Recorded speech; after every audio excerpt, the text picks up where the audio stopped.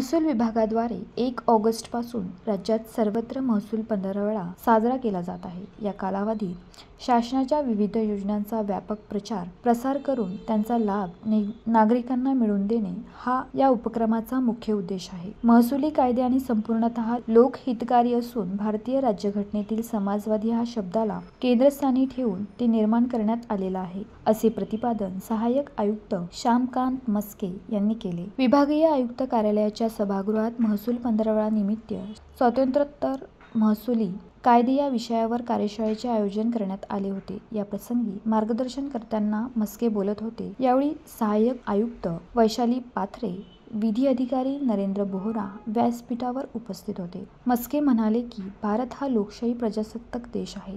26 November 1949 रोजी भारतीय संविधान संमत झाले असून 26 जानेवारी 1950 रोजीपासून याची अंमलबजावणी झाली। लोकशाही पद्धती म्हणजे लोकशाहीच्या हिताच्या दृष्टीने केलेले कायदे होय। राज्याच्या नीती निर्देशक तत्वानुसार लोककल्याणकारी महसुली कायदे निर्माण करण्यात आले आहे। समाजातील सर्व घटकांच्या सर्वांगीण विकासाच्या दृष्टीने तसेच समान तत्वाने संपत्तीचे वितरण होण्यासाठी स्वातंत्र्यपूर्व स्वातंत्र्योत्तर महसुली कायदे अंमलात आणले गेले, अशी माहिती त्यांनी कार्यशाळेत मार्गदर्शन करताना दिली। यावेळी मस्के यांनी विविध महत्त्वपूर्ण महसुली कायद्यांविषयक सविस्तर मार्गदर्शन केले। महाराष्ट्र शेतजमीन धारण जमिनीचे तुकडे पाडण्यास प्रतिबंध व त्यांचे एकत्रीकरण अधिनियम 1947 या कायद्यानुसार धारण जमिनीचे एका प्रमाण क्षेत्रापेक्षा कमी क्षेत्राचा तुकडा पाडण्यास प्रतिबंध घालण्यात आलेला आहे। सध्या हे प्रमाण क्षेत्र कोरडवाहू शेतीसाठी 20 आर व बागायत क्षेत्रासाठी 10 आर इतके आहे। मुंबई शेतजमीन व कूड वहिवाट अधिनियम 1948, हैदराबाद शेतजमीन कूड वहिवाट अधिनियम 1956, महाराष्ट्रातील शेतजमीन कूड वहिवाट अधिनियम विदर्भ प्रदेश 1958 या संदर्भात यांनी मार्गदर्शन केले। आचार्य विनोबा भावे यांनी सुरू केलेल्या भूदान यज्ञ चळवळीसाठी तयार करण्यात आलेल्या मध्य प्रदेश भूदान यज्ञ अधिनियम 1953 व मध्य प्रदेश जमीन महसूल संहिता 1954 या कायद्यासंबंधी माहिती त्यांनी दिली। महाराष्ट्र शेतजमीन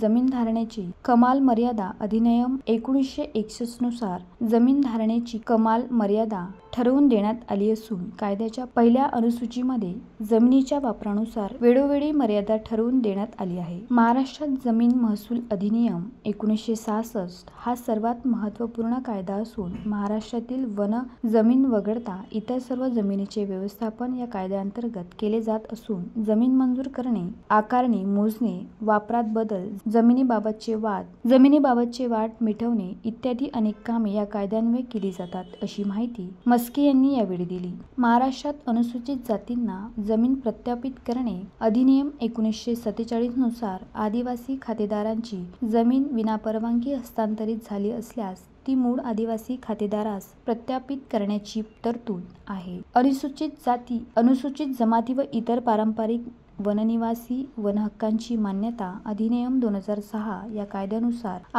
आदिवासी व इतर पारंपरिक वननिवासी यांना वनजमिनीवर सन 2005 पूर्वी अतिक्रमण केले असल्यास त्यांना त्या वनजमिनीवर शेती करण्यासाठी वनहक्क प्रदान करण्यात येतो। तसेच गावाच्या सामूहिक कामासाठी जसे गुरे चारणे, मोहफूल तोडणे, तेंदूपत्ता तोडणे इत्यादी सार्वजनिक कामासाठी सामूहिक वनहक्क प्रदान करण्यात येतो। विभागीय वनहक्क समिती यासंबंधी दाव्यावर अपील निर्णय घेतात। प्रकल्पाबाबतीचे पुनर्वसन, नुकसान भरपाई तसेच शेतीसाठी जमीन, राहण्यासाठी घरे देण्याबाबतच्या तरतुदी, भूमी संपादन, पुनर्वसाहत करण्यात उचित भरपाई मिळण्याच्या या पारदर्शक विभागीय वनहक्क समिती यासंबंधीच्या दाव्यावर अपील निर्णय घेतात। प्रकल्प बाधितांचे पुनर्वसन, नुकसान भरपाई तसेच शेतीसाठी जमीन, राहण्यासाठी घरे देण्याबाबत तरतुदी, भूमी संपादन करताना उचित भरपाई मिळण्याचा